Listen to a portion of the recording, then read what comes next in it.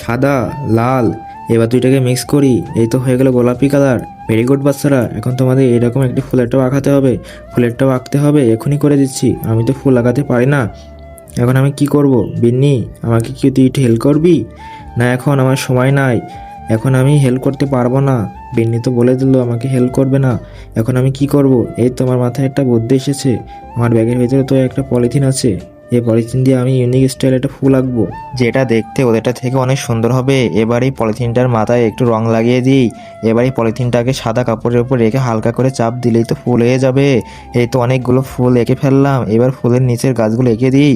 এবার গাছের সাথে একটু পাতাও এঁকে দিই, যাতে গাছটাকে দেখতে আরো সুন্দর লাগে। তুমি কি ফ্রি ফায়ারকে ভালোবাসো নাকি তোমার মা বাবাকে?